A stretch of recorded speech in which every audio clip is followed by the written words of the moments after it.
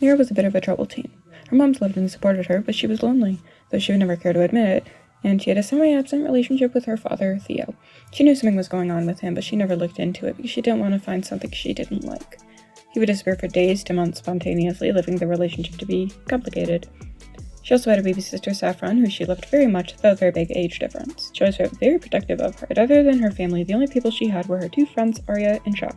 She dealt with a lot of bullies as a child and took self-defense classes with her stepmom, Magnolia. She enjoyed going to the gym, smoking, and programming during her free time. In the meantime, Mira tried to murder someone twice. Once when she was 12, she tried to kill her bullies using fireworks, and the second, when she found out her closest friend Arya had been essayed from a guy from their high school, she threw him down the stairs at prom a week after she found out. She went to juvie, though not for long. Theo somehow got her out of juvie, time and time again, leading Mira to be even more confused about him. When Mira started high school, she was completely alone and no one really bothered to talk to her, and she was also known as Fireworks Girl. But after the second murder attempt, she really was alone. That is, until Presley Crane came along. Presley was intrigued by her, and he showed her it. He didn't seem to be scared of her or what she had done, which annoyed Mira. He was persistent, wanting to get her to know her better, and asked her to spend some time with him. Mira begrudgingly took his number, not planning to use it. His plan changed soon, though. After Theo had disappeared for an abnormal amount of time, Mira went to check on him at his home. To her surprise, his door was open, and there was blood everywhere in his bedroom. Mira was terrified someone had killed her dad, and angrily followed the blood trail to a man putting a body in a pickup truck. Mira followed him as discreetly as possible, and his truck stopped at a warehouse. She didn't know where she was, much less what was going on, but she tried to follow the man who had gotten out of the truck. She could find him, but he found her. He almost struck her out, but stopped when he realized who she was. The man who had picked up the body was Theo. He was unharmed. In fact, he was the one with blood on his hands. He panicked that Mira was there and told her to leave. They argued, and Theo told her that this was a very dangerous hideout. He told her that he did this for her, that they would hurt her if he didn't. Mira didn't care. She ran away distraught and furious. She called the police, informing them of a criminal base. She came home late and avoided questioning from her moms. On impulse, she texted Presley, agreeing to hang out with him. The next morning, when the police arrived on scene, the building was up in flames.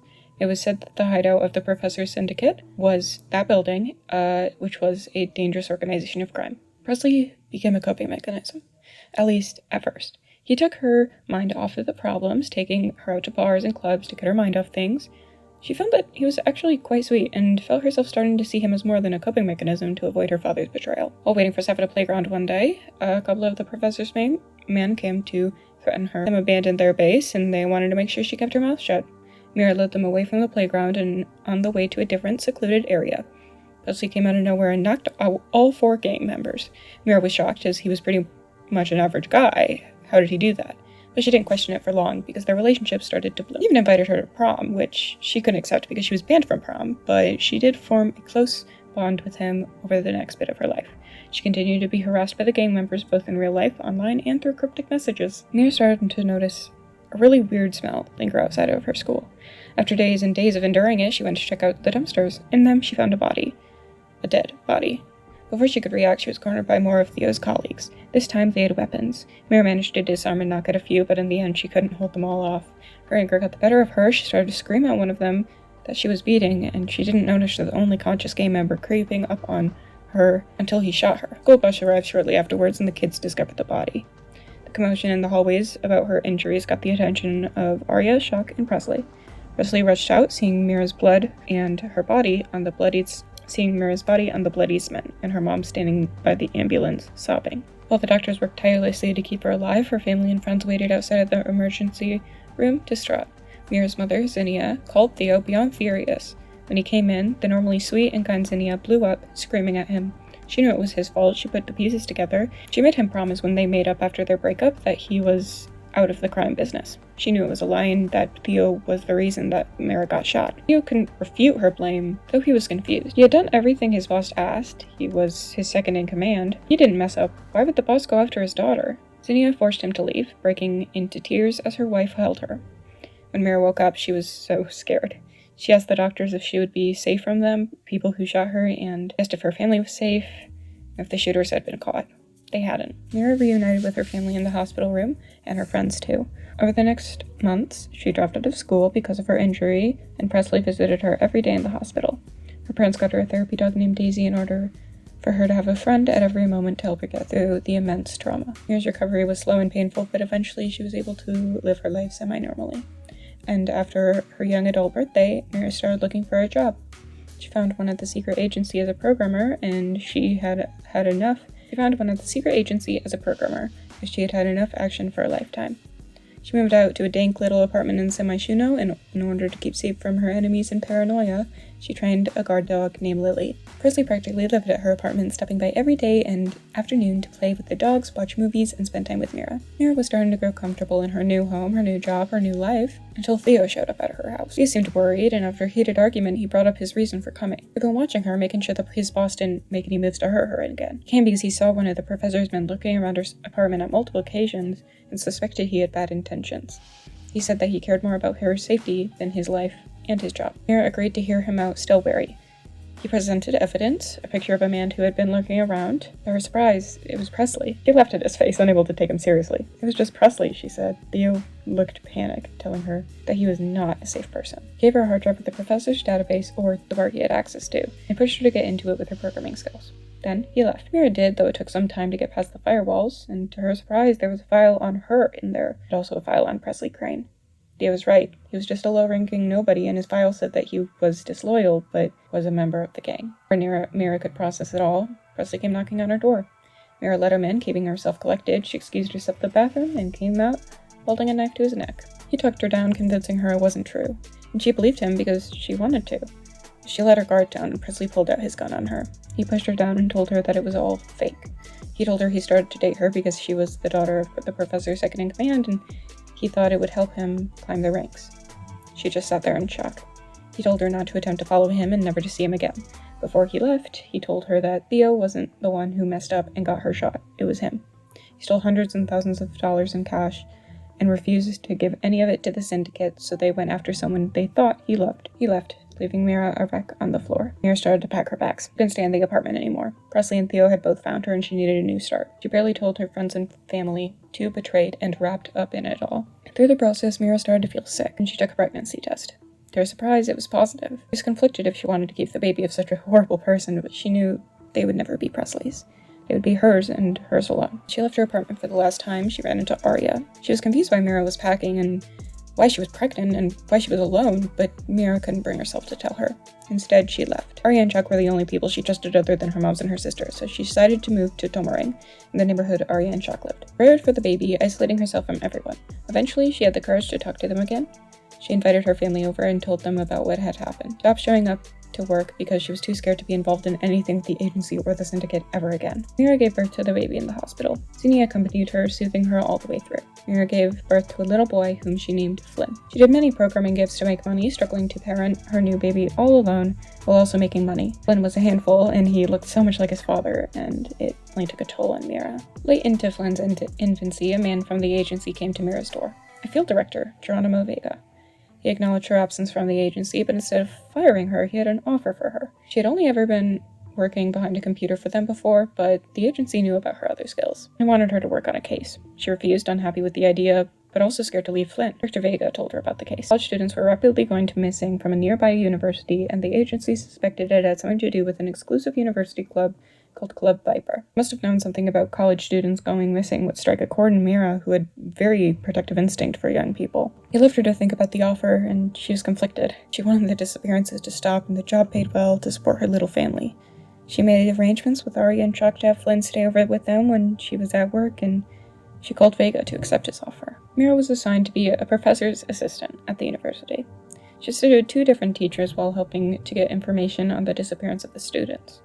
The professor she worked with in the afternoon class, Professor Duncan, seemed to be suspicious of her from the very beginning. He continuously approached her, and Mira felt like he was trying to keep an eye on her. Meanwhile, she kept searching for answers. She overheard students talking about a kid's absence after joining the club, which only pushed her suspicions of Club Viper further. One afternoon after class, Professor Duncan asked her to accompany him to the library.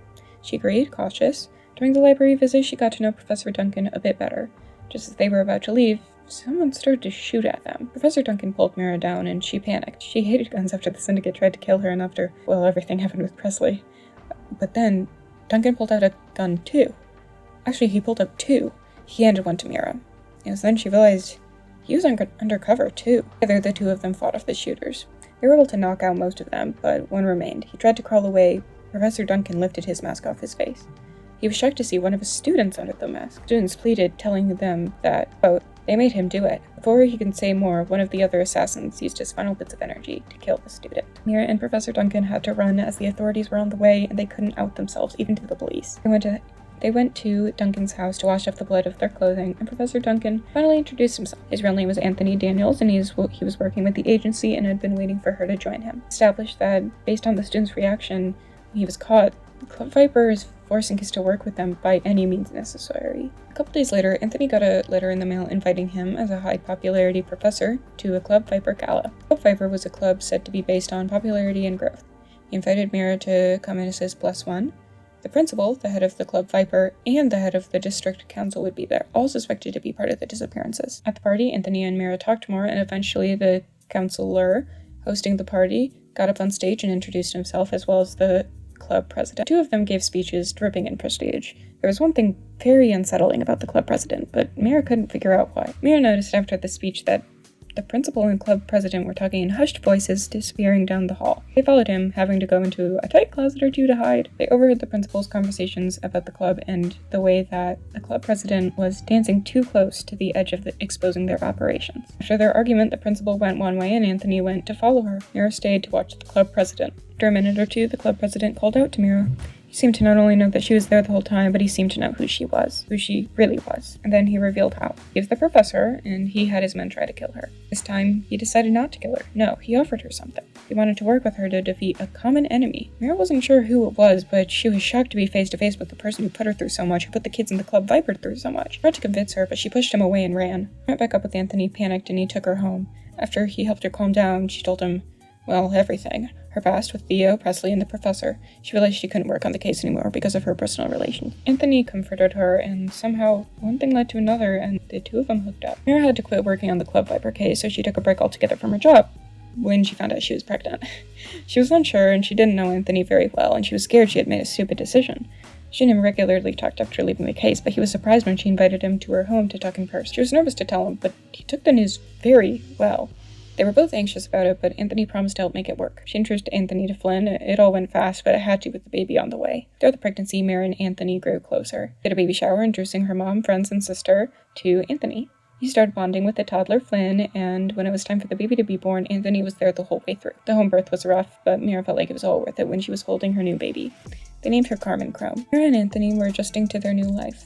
Anthony came over regularly to take care of both Flynn and Carmen. One day, when at the gym, Anthony brought up moving in together. He knew it was fast, but he wanted to be able to support his kids better than the way he was. Mira wasn't sure, because even though she trusted him, she had trusted Presley too. Mira went to get water and was confronted by Presley? He had been watching her at the gym, and he came to offer her a deal just as the professor had. He wanted her help taking down the professor and taking over the crime syndicate. He was delusional, and Mira, shaken up, told him that, and then punched him to get away. He went back home, calling the feds and agency to alert them of the location of a dangerous criminal. When seeing Anthony again, she asked him to move in. She could protect herself, but she worried she couldn't protect the kids alone. So he got away, but his words and offer stuck with her. At the agency, Anthony, Geronimo, and their team weren't making enough progress on the case. During a meeting, Anthony was approached by an agent who had seen something horrible. He told Anthony to come with him. It was a massacre at the university, but it wasn't the doing of Club Viper this time. Written in blood above a dead body read Flynn's name. Anthony was very worried. He told Mira about what he found, and she wasn't surprised but terrified. She told the kids to stay inside, not even letting them leave for school. Flynn was upset, but he had never seen his mother that worried, so he listened. Anthony and Mira took turns sleeping on the couch to make sure no one would be intruding. On one of Mira's nights, she woke up late at night, and immediately she saw that Carmen wasn't in her bed, and Flynn wasn't either. She rushed through the house, but no matter where she looked, the kiddos were gone. She panicked, alerting Anthony. They called the agency, and Anthony went outside to check if the kids were nearby. Geronimo came over, and Mira explained that her kids were gone, and she was positive it was her ex, who was somehow involved in the case. Geronimo called some resources at the agency, frustrated and yelling. He admitted that the case hadn't been going too well on the basis of the professor. However, they do think Presley can help incriminate both himself and the professor. They weren't sure how to approach the situation. Not one of them knew much about the professor and how Presley ticked. Or at least, the real Presley. Mira hesitantly told them there was somebody who could help. He'd sent her cryptic postcards when she normally ignored. He had quit both spying on the agency and the professor and went to live in a secluded area. She requested that some agents go and find him. Theo was surprised to see the agency, but once he realized they were sent by his daughter, he came. When he entered the room with Mira and the others, he was very awkward, but they tried to get straight to business. Mira explained the situation but kept it vague. keeping the identity of both Anthony and the kidnapped kids from him. Finally, Mira got a call from Presley requesting money and her presence somewhere to talk to him. She was terrified to do it, but insisted for her kids. Theo gave some advice to them about both the professor and Presley. Mira, Theo, Geronimo, and Anthony drove to the place that Presley wanted to meet. Presley and his meds stood in an empty warehouse waiting for her. Mira tried to keep it collected, asking what he wanted. Presley said he wanted Mira's help to take down the professor by distracting him so that Presley could catch him by surprise and kill him. This would all be in exchange for her children's lives. He wanted her to pretend to try to kill him so his guard would be down. Mira agreed, though she wasn't exactly planning to do that. Instead of alerting the agency of where she was going like she was supposed to, she took a different route. She had a plan that didn't include the agency and didn't include fighting the professor. She broke into the professor's mansion using her hacking abilities and Presley's already in place plan. She waited in his office for him, her gun tucked away in her pocket. The professor entered the room and saw her. Mira got on her knees, and she surrendered. This made him extremely suspicious and ready with a gun in his hand when Presley came barreling in. Their guns faced each other and the professor realized exactly what was going on. He acknowledged Presley's lack of importance to the syndicate before shooting him. Mira wasn't opposed to that, but realized she did need him alive to take her to her kids. She got up, shielding him from the professor. The professor took this as a weakness and thought that after everything, Mira didn't want Presley to die. He let his guard down, thinking she would never be able to kill him either. So now it's just her and the professor. She pulled her gun out, though he didn't seem to care. After a little bit of chatting, Mira shot the professor's gun directly out of his hand. He left. He didn't see her as a threat. With a gun to his head, Mira forced the professor to dig up a list of all the people who were involved in Club Viper and the people who were victimized. She had him upload it to a hard drive, and when it was about to finish, 2 of the professor's men came in. They were shocked to see a gun to their boss's head, and the professor instructed them to shoot Mira. Just then, the drive was uploaded. Mira turned to the professor and shot him. He started to plead, but they were cut short with his life. Mira took out the other men using her favorite method of combat, hand to hand. Surrounded by dead or dying men, Mira approached Presley, who was struggling on the floor. She forced him up and told him to take her to her kids. Presley led Mira to the place he took her kids, but when they got there was no sign of the kids anywhere. Presley started to laugh. He told her that she fucked everything up, and he would never be able to tell her where her kids were. Mira snapped. She grabbed him, pushed him to the floor, and beat him almost lifeless. Before she could kill him, warm arms wrapped around her and pulled her up. Anthony. She turned to hug him, sobbing. Geronimo came in and told Mira that Theo had used his prior knowledge to find where Presley took the kids. Anthony and Mira were relieved, but now they had to deal with Presley. The agency wanted him in custody, but he had broken ribs, multiple bullet wounds, and bruises everywhere. He would die, and Mira knew that. Geronimo, Anthony, and Mira decided to leave him in the warehouse to rot and die. Geronimo drove them to the location of their kids, and they came in, knocking down the door. They could hear the kids sobbing from inside one of the locked rooms. They knocked down the door, and Mira and Anthony rushed to their kids, giving them hugs and kisses and all their love. When they exited the house, Theo was waiting. He overheard Carmen and Flynn call Mira Mom, and it clicked. He was a grandfather. And he noticed Carmen's resemblance to Anthony, figuring out that Anthony was his new son-in-law, too. He was shocked, and he could barely speak when Mira and Anthony thanked him for finding their kids. Geronimo interrupted the moment, regretfully telling them that he had to take Theo into custody. Theo went willingly, but he hugged his daughter. She hugged him back, and she called him Dad for the first time since she was a little girl. When they brought the kids home, the kids crashed, exhausted. Their parents put them to bed, tucking them in. In their bedroom, Mira and Anthony talked about what was next. The kids would be traumatized, and Anthony promised they would get through it as a family. The 2 of them officially became partners, before they were just loving co-parents. Mira was relieved to have him by her side, especially since days before all this has happened, she found out she was pregnant. She worried the baby would grow up in a dangerous situation. Mira realized that she was similar to Theo, working hard, making someone else take care of her kids even though she's doing it to protect them. And her kids paid for it. Then he assured her she didn't have to blame herself, and that Presley would have done this psycho nonsense regardless of her job. He promised that they would quit their jobs and move far away from everything for a fresh start. Time passed and Flynn became a teenager, and the new baby was born. Flynn and Carmen had PTSD, Flynn had a physical spillover from his father, and baby Russell was very loved by his whole family. The house was starting to get crowded, and Mira and Anthony were planning to move out after finishing things up at the agency. They worked on finding all the people involved and the victims of the syndicate in order to make sure it all ended once and for all. Family celebrated Winterfest together and witnessed the first snow together. And in that moment, seeing her children happy like they were for everything, Mira felt like everything would be okay. And that's it, folks. That's Mira Chrome's troubled, sweet story. Mira's story was one about betrayal, fistfights, family, and fixing things that were wronged. And it's coming to a close. I hope you guys enjoyed Mira's journey. Over the last 5 to 6 months, I've become incredibly attached to these Sims. I hope you're ready to continue this challenge with me. Thank you so much for watching. However, this is not the full story. Carmen's story started long ago and has a long way to go. Mira's story may be over, but Carmen's is just getting started. Now 2/15ths the way through this challenge. We have 13 more stories left to explore, and next, it's Carmen's time to shine. Now for the final scene. It's only appropriate to end Mira's story with Mira herself.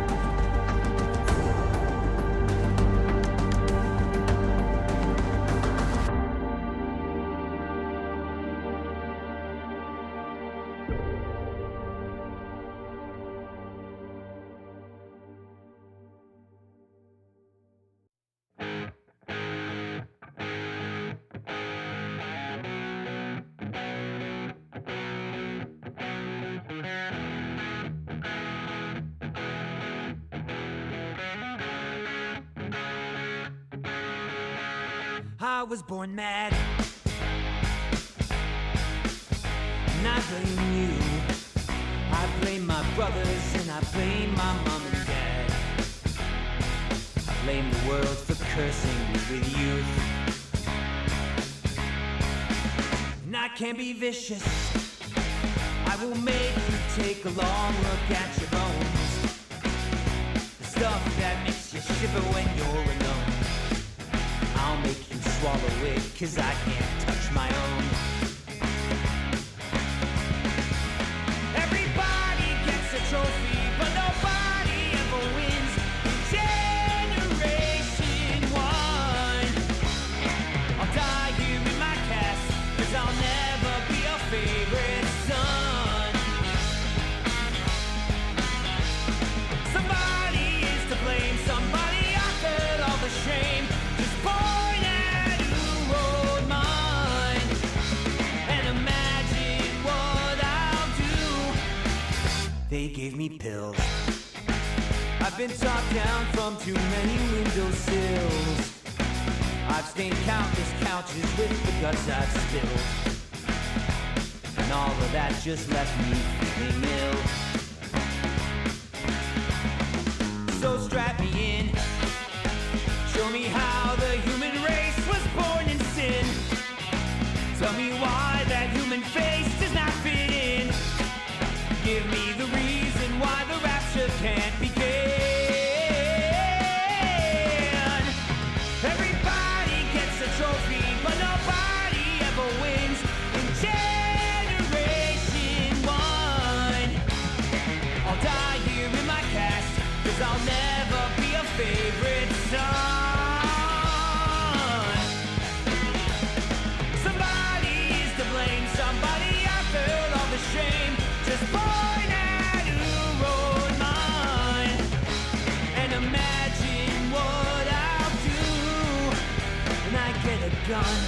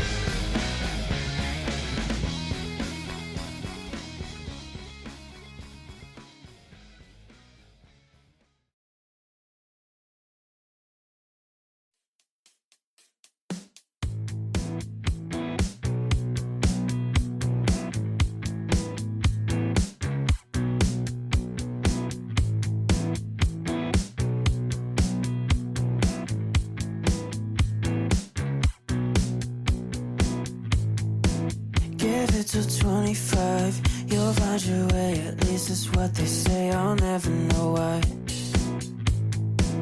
The world's a stage, but this life ain't a play. There's no rhyme or reason for the reasons that it says and that's fine. And I'm alright, you try your best, never know what you find.